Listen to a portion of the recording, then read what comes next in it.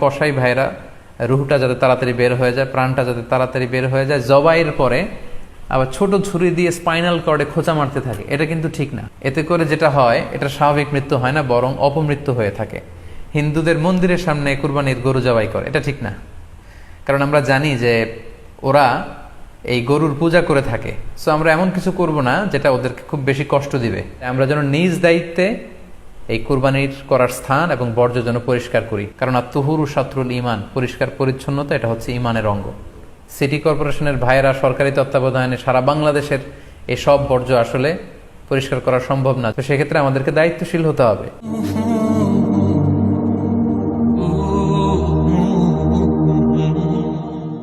এ পর্যায়ে আমরা অল্প কয়েকটি রিমাইন্ডার আপনাদের সাথে শেয়ার করে আজকের আলোচনাটুকু আমরা এখানেই জবনিকা টানবো, এখানেই আমরা আলোচনাটি শেষ করবো ইনশাআল্লাহ।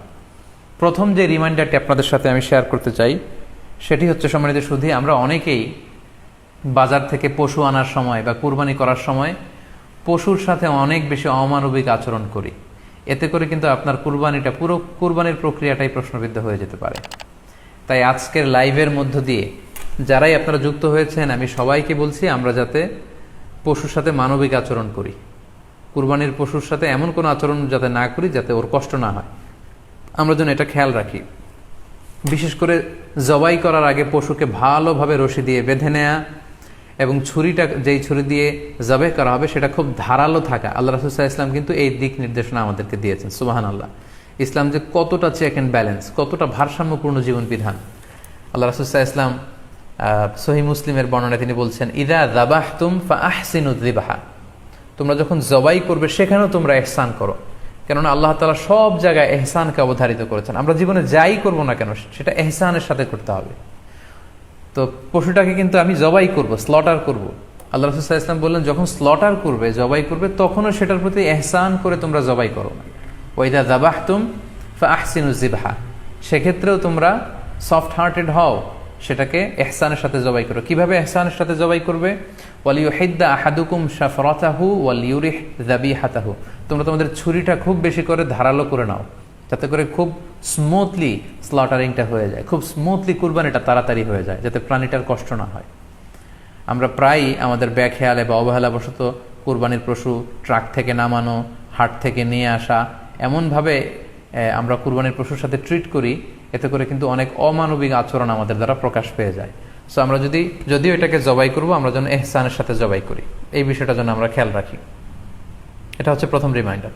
দ্বিতীয় রিমাইন্ডার হচ্ছে, আমাদের দেশে প্রায় এটা ঘটে, জবাই করার পরে অনেক কসাইরা তাড়াতাড়ি এই পশুটার দেহ থেকে প্রাণ বের হয়ে যাওয়ার জন্য ছোট ছুরি দিয়ে জবাই করা প্রাণীটার গলার মধ্যে খোঁচা মারতে থাকে, গলায় বারবার খোঁচা মারতে থাকে। এটা কিন্তু ঠিক না। স্পাইনাল কর্ডে যদি আপনি জবাই করার পরে বারবার খোঁচা মারেন, তাহলে কিন্তু এই প্রাণীটার অপমৃত্যু হতে পারে, অর্থাৎ এটা স্বাভাবিক কোনো মৃত্যু নয়। স্বাভাবিক মৃত্যু হচ্ছে জবাই করে দেয়া, এবং ইসলাম এটাকে আমাদের জন্য বৈধ করেছেন।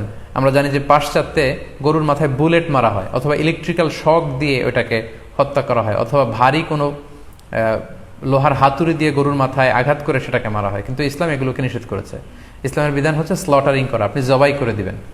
সেক্ষেত্রে আমার মনে হয় 10 থেকে 15 মিনিট যদি আমরা একটু ওয়েট করি, গরুর দেহ থেকে সবগুলো রক্ত কিন্তু বের হয়ে যাবে, ফলে এটার গোশতটা উপাদেয় হবে আমাদের জন্য। কিন্তু আমরা যদি তাড়াহুড়ো করে, বিশেষ করে অনেক কসাই ভাইরা রুহটা যাতে তাড়াতাড়ি বের হয়ে যায়, প্রাণটা যাতে তাড়াতাড়ি বের হয়ে যায়, জবাইয়ের পরে আবার ছোট ছুরি দিয়ে স্পাইনাল কর্ডে খোঁচা মারতে থাকে, এটা কিন্তু ঠিক না। এতে করে যেটা হয়, এটা স্বাভাবিক মৃত্যু হয় না, বরং অপমৃত্যু হয়ে থাকে।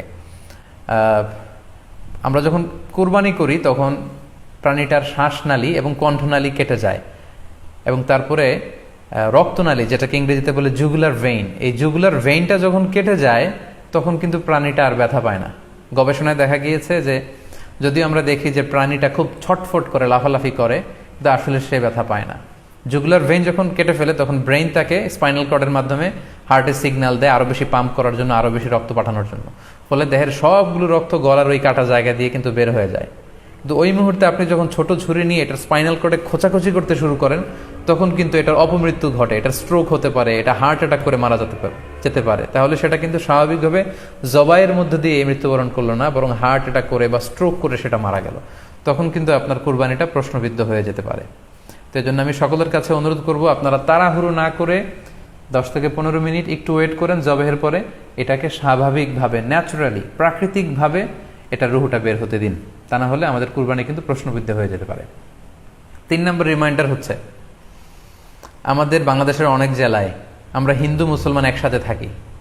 আমার কাছে নিউজ এসেছে যে অনেক জায়গায় অনেকে হিন্দুদের মন্দিরের সামনে কুরবানির গরু জবাই করে। এটা ঠিক না, কারণ আমরা জানি যে ওরা এই গরুর পূজা করে থাকে। সো আমরা এমন কিছু করব না যেটা ওদেরকে খুব বেশি কষ্ট দিবে। সো অনেকে শুনেছি যে উস্কানিমূলকভাবে তারা একটু দেখিয়ে দিতে চায় বা তাদের উপর প্রতিশোধ নিতে চায়, এরকম করে অনেক সময় হিন্দুদের বিভিন্ন গ্রামে মন্দিরের সামনে এই কুরবানির ব্যবস্থাপনা করা হয়। আমি বলবো যে আমরা এটা যাতে না করি। আমরা হিন্দুদের যে উপাসনালয় আছে, আমাদের হিন্দু ভাইদের উপাসনালয়গুলোকে স্কিপ করে এমন জায়গায় কুরবানি করব যাতে করে তাদের এই দৃশ্য দেখা না লাগে এবং তাদের এবাদতগাহের সামনেও যাতে আমাদের এরকম পরিস্থিতি তৈরি করতে না হয়। আমরা যাতে সাম্প্রদায়িক সম্প্রীতি আমাদের আবাদতের মধ্য দিয়ে বজায় রাখতে পারি এবং কোনো ধরনের উস্কানিমূলক কর্মকাণ্ডে যেন আমরা কখনোই যুক্ত না হই। 4 নাম্বার এবং সবচাইতে গুরুত্বপূর্ণ পয়েন্ট হচ্ছে, জি খেয়াল করে শুনুন, আপনাকে বলছি, 4 নাম্বার পয়েন্ট হচ্ছে যে জবাইয়ের স্থান এবং বর্জ্য কুরবানির পরে এটাকে নিজ দায়িত্বে পরিচ্ছন্ন করুন। আই রিপিট, আমি আবার বলছি, যেখানে আপনি কুরবানি করলেন সেটাকে এবং এই যে বর্জ্য ময়লা, এটা নিজ দায়িত্বে আপনি ক্লিন করুন। সিটি কর্পোরেশনের ভাইয়েরা সরকারি তত্ত্বাবধানে সারা বাংলাদেশের এই সব বর্জ্য আসলে পরিষ্কার করা সম্ভব না। জরিপে এসেছে যে 50 লক্ষ গরু জবাই করা হয় প্রত্যেকটা কুরবানির ঈদে। তো সেক্ষেত্রে আমাদেরকে দায়িত্বশীল হতে হবে। কুল্লুকুম রাঈন ওয়া কুল্লুকুম মাসউলুন আন রাইয়াতিহি। আল্লাহ রাসূল সাল্লাল্লাহু আলাইহি ওয়াসাল্লাম বলেছেন, তোমরা প্রত্যেকে দায়িত্বশীল, আর তোমাদের প্রত্যেকের দায়িত্বের ব্যাপারে কিয়ামতের ময়দানে আল্লাহ তাআলা কিন্তু তোমাদেরকে জিজ্ঞেস করবে।